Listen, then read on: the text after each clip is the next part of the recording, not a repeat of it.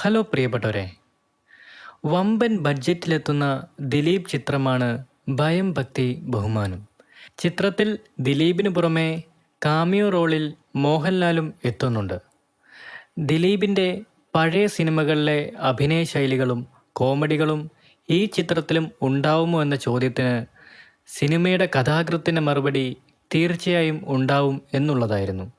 കൂടാതെ ആക്ഷൻ്റെ കൂടെ കോമഡികളും ചിത്രത്തിൽ ഉണ്ടാവുമെന്നാണ് സിനിമയുടെ തിരക്കഥാകൃത്തിൻ്റെ മറുപടി. വലിയ പ്രതീക്ഷകളോടെ എത്തുന്ന ഭയം ഭക്തി ബഹുമാനം എന്ന ഈ ചിത്രത്തിൻ്റെ ഭാഗമായി മോഹൻലാൽ കൂടി എത്തുമ്പോൾ ചിത്രത്തിൻ്റെ ഗ്രാഫ് വലിയ തോതിലേക്കാണ് ഉയരുന്നത്.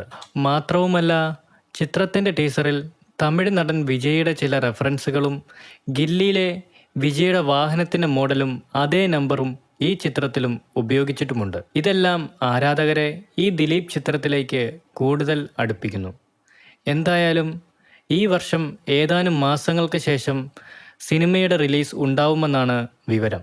മിലിയും ഹെലനും അടക്കം സംവിധാനം ചെയ്ത മാത്തുക്കുട്ടി സേവ്യറിൻ്റേതായി അടുത്തതായി എത്തുന്ന ചിത്രത്തിൽ ആസിഫ് അലിയും കുഞ്ചാക്കോ ബോബനും ഒന്നിക്കുന്നു.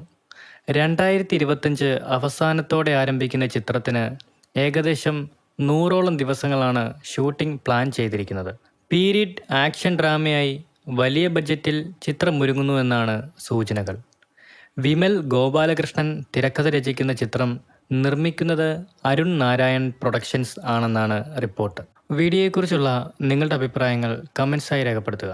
കൂടുതൽ സിനിമാ കായിക വിശേഷങ്ങൾക്കായി നമ്മുടെ ചാനൽ സബ്സ്ക്രൈബ് ചെയ്യുക. താങ്ക്